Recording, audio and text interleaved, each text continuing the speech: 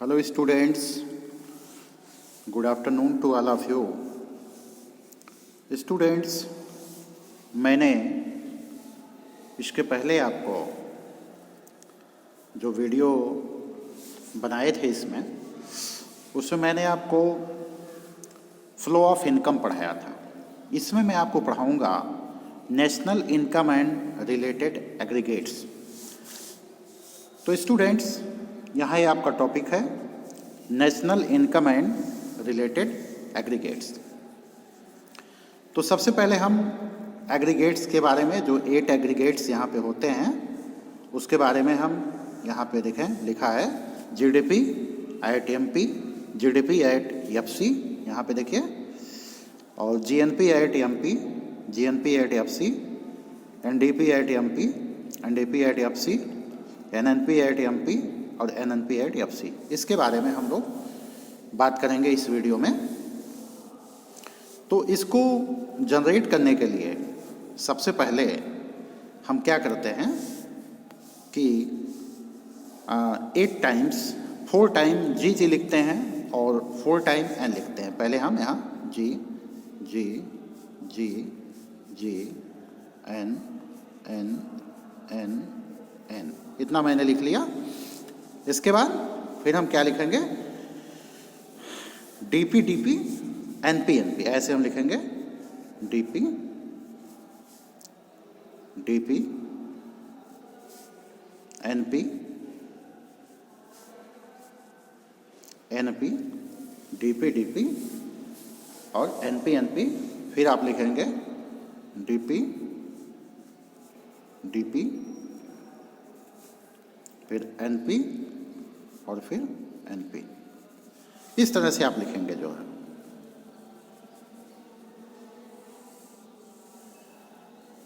तो इतना लिखने के बाद फिर आप एमपी एफसी, एमपी एफसी, इस तरह से आप लिखते चले जाएंगे। MP FC, MP FC, MP FC, MP and FC. इस तरह से आप लिखेंगे तो आपको मिलेगा क्या, जीडीपी एट एमपी, यहाँ पे देखिए GDP at FC, GNP at MP, GNP at FC, NDP at MP, NDP at FC, NNP at MP और एनएनपी एट एफसी। ये आपको 8 रिलेटेड एग्रीगेट आपको मिल जाएगा। ठीक है। अब इतना जब मैंने जनरेट कर लिया तो इसके बाद थोड़ा सा और, जैसे GDP, G stand for gross, यहाँ पे देखिए राइट है, जी किसके लिए है, G stand for gross. G जो है ये ग्रास के लिए है। ग्रास का मीन्स होता है संपूर्ण, या अपने इकोनॉमिक्स में होता है सकल। ठीक है, टोटल जिसको हम कह सकते हैं, टोटल। तो ये आपको समझ में आ गया। J stand for gross. N for net, N किसके लिए है, N stand for net. DP, DP stand for domestic product, domestic product, ये आपका हो गया। और एमपी एंड एफसी क्या है, MP market price, market price, and FC factory cost, factory cost. ये आपका हो गया फैक्ट्री कॉस्ट। तो ये चीज़ें मैंने आपको समझा दिया कि एमपी जो है मार्केट प्राइस के लिए है और एफसी जो है वो फैक्टर कॉस्ट, फैक्ट्री कॉस्ट। ठीक है, ओके, बहुत अच्छा। अब इसके बाद हम लोग चलते हैं grass and net. What is relation between grass and net. Grass and net. अब हम इस पे आते हैं कि ग्रास एंड नेट में क्या रिलेशन है, ग्रास एंड नेट। और एक वर्ड होता है depreciation, depreciation, grass net and depreciation, grass depreciation and net. So we are going to proceed just to understand what is relation between gross, net and depreciation. Students, जब हम इसको पहले एक example द्वारा हम समझते हैं। सपोज करिए कि हमने कोई कार है, सपोज करिए कि हमने सपोज करिए बोलेरो, हमने एक बोलेरो जो है ₹10 लाख की हमने परचेज किया। कितने की परचेज किया है? 10 लाख की परचेज किया है। और इसके बाद ये 2019 में हमने परचेज किया 10 लाख का। इसके बाद 2019 में 10 लाख का परचेज किया और इस समय चल रहा है 2022। तो अब जो हमने 10 लाख का परचेज किया था, जब इसे हम सेल करेंगे, सेल के लिए लगाएंगे, तो क्या इतने की बिकेगी? 10 लाख की बिकेगी? नो, ये 10 लाख का नहीं बिक पाएगा, क्योंकि अब इसकी जो वैल्यू है उसमें वियर एंड टीयर हो गया है। उस वियर एंड टीयर की वजह से अब ये वैल्यू क्या हो गई है? डेप्रीसिएट हो गई है, डेप्रीसिएट हो गई है। ये वैल्यू क्या हो गई है? डेप्रीसिएट हो गई है। तो डेप्रीसिएट होने की वजह से इसकी जो मतलब इसका जो रियल प्राइस है उसमें कुछ ना कुछ कमी आ जाएगी, क्योंकि उसमें वियर और टीयर, एक शब्द आता है wear and tear, wear and tear. Wear and tear जो है हो गया, इसमें घिस पिट गई है, घिस पिट गया है। तो घिस पिट जाने की वजह से अब इसमें प्रॉब्लम यह है कि चूंकि वैल्यू इसकी घिस पिट गई है, तो घिस पिट जाने से जो 10 लाख की वैल्यू थी, 10 लाख की जो वैल्यू थी, अब वो वैल्यू कितने की हो जाएगी? बहुत ज़्यादा जाएगी, तो 7 लाख की जाएगी। बहुत ज़्यादा जाएगी तो 7 लाख की सेल होगी।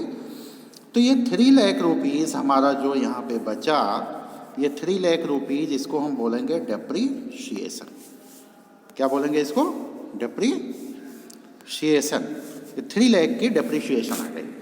देखिए, कोई भी गुड्स, कोई भी मशीनरी जो हम जिस वैल्यू पे परचेज करते हैं, तो उस वैल्यू से एक समय के बाद उसमें कुछ घिसावट आती है, उसमें कुछ कमी आती है, तो उसकी वैल्यू जो कम हो जाती है। तो अब ये जो हमने 10 लाख रुपीज़ का जो बोलेरो ख़रीदा था, 10 लाख का, ये हमारा हो गया ग्रास वैल्यू हो गया। ये क्या हो गया है? ग्रास वैल्यू हो गया, ग्रास प्राइस। इसके बाद ग्रास वैल्यू हो गया आपका, और ग्रास वैल्यू के बाद अब जो ये 7 लाख का ये बिक रहा है, 7 लाख का जो सेल हो रहा है, ये आपका हो गया नेट वैल्यू, नेट वैल्यू। और इसके बाद ये जो 3 लाख हो गया, ये आपका हो गया डेप्रीशिएशन। क्या हो गया स्टूडेंट्स? डेप्रीशिएशन ये हो गया। अब इसको हम ऐसे करते हैं, इस तरह से, gross value minus depreciation is equal to होता है net value, is equal to net value. Gross value minus depreciation is equal to net value. यानी कि अब हमें सपोज करिए कि जैसे 10 लाख था, 10 लाख इसकी ग्रास वैल्यू है, माइनस डेप्रीशिएशन, डेप्रीशिएशन इसका 3 लाख का है। तो नेट वैल्यू अगर हमको फाइंड करनी है, तो नेट वैल्यू आपकी हो जाएगी 7 लाख। सपोज करो gross value minus depreciation is equal to आपका क्या हो गया, नेट वैल्यू हो गया। और अगर आपको इसमें जैसे मान लीजिए एक न्यूमेरिकल हम लोग देख लेते हैं। न्यूमेरिकल का पहले एक फार्मूला देख लें हम लोग। फार्मूला है ग्रास वैल्यू एक मिनट, हाँ, ग्रास वैल्यू, नेट वैल्यू और डिप्रिसिएशन, ये 3 चीज़ें दी गई। अगर हमको ग्रास वैल्यू से नेट वैल्यू की तरफ आना है, ग्रास वैल्यू से नेट वैल्यू की तरफ आना है, तो यहाँ डिप्रिसिएशन को माइनस करना पड़ेगा, माइनस डिप्रिसिएशन। और अगर नेट वैल्यू से ग्रास वैल्यू की तरफ जाना है तो डिप्रिसिएशन को क्या करना पड़ेगा, प्लस करना पड़ेगा। इस चीज़ को आप समझिएगा अच्छी तरह से। Gross value, net value and depreciation, ये रिलेशन इसमें यही है। जैसे मान लीजिए कोई क्वेश्चन बनता है कि ये कोई मशीनरी है, मशीनरी की वैल्यू 20 लाख है, ये 2015 की बात है। इस समय 2022 चल रहा है। 2022 में उसकी वैल्यू जो है अब 12 लाख रह गई है। सपोज करिए, सपोज 12 लाख रह गई, 12 लाख उसकी वैल्यू हो गई। तो पूछ रहा है कि भाई डिप्रिसिएशन कितना हुआ, कैलकुलेट डिप्रिसिएशन। तो डिप्रिसिएशन को कैलकुलेट करने के लिए हम क्या करेंगे, डिप्रिसिएशन इज इक्वल टू होता है grass value minus net value. Net value, gross value में से हम नेट वैल्यू को घटा देंगे तो आपका डिप्रिसिएशन आ जाएगा। तो अगर ग्रास वैल्यू आपकी 20 लाख है, माइनस मान लीजिए कितने में बिकी, मान लीजिए वो 12 लाख में बिकी, जो भी हो, मान लीजिए 12 लाख में बिकी, तो 8 लाख रुपीज़ आपका जो आ गया, ये आपका क्या आ गया स्टूडेंट्स, ये आपका आ गया डिप्रिसिएशन। ये चीज़ आपकी आ गई डिप्रिसिएशन। अब हम लोग आगे फिर पढ़ेंगे domestic territory of a country. Domestic territory of a country. किसी भी कंट्री का डोमेस्टिक टेरिटरी क्या होता है? डोमेस्टिक टेरिटरी ऑफ कंट्री का मतलब होता है कि कोई भी चीज़, कोई भी सामान, कोई भी इनकम, जैसे इंडिया है तो इंडिया की जो डोमेस्टिक टेरिटरी है, तो इसका मतलब इंडिया के अंदर जो भी सामान बन रहा है, इंडिया में कहीं भी किसी कोने में अगर कोई सामान बन रहा है तो वो इंडिया का होगा। डोमेस्टिक टेरिटरी यही हुई कि हमारे देश के अंदर जो प्रोडक्शन हो रहा है वो भारत का है, वो इंडिया का है। अब सपोज करो, जैसे कि मान लो कभी कभी ऐसा भी होता है कि इंडिया की कोई शिप है, कोई इंडिया की शिप है, और वो इंडियन शिप, इंडिया की शिप कहाँ जा रही है? सपोज करो इंडिया की शिप जो है वो अमेरिका, वो अमेरिकन लैंड में है, तो क्या वो शिप अमेरिका की हो जाएगी? नो। सेम वही चीज़, अगर अमेरिका की शिप इंडियन टेरिटरी में आ गई है तो वो इंडिया की थोड़ी हो जाएगी। तो इस तरह से कभी कभी बाहर भी होता है। और जैसे आपका ओशन होता है स्टूडेंट, जैसे आपको ओशन एरिया है, ये ओशन एरिया जो है, तो ओशन एरिया से 12 नॉटिकल माइल तक ये किसका होता है? इंडिया का होता है। 12 नॉटिकल माइल तक किसका होता है स्टूडेंट? ये इंडिया का होता है। तो कहने का मतलब है कि इंडिया के रेंज में, भारत के अंदर जो भी चीज़ें बनेंगी वो डोमेस्टिक टेरिटरी कहलाएगी जो है। तो आप समझ गए होंगे। अब मैं आता हूँ नॉर्मल रेजिडेंस की बात कर रहा हूँ। नॉर्मल रेजिडेंस,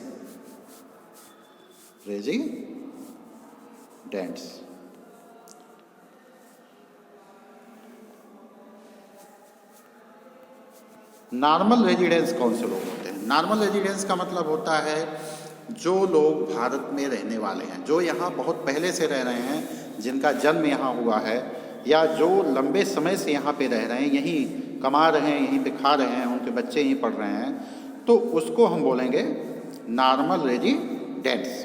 अब मैं समझता हूँ आपको समझ में ये चीज़ आ गया होगा जो है।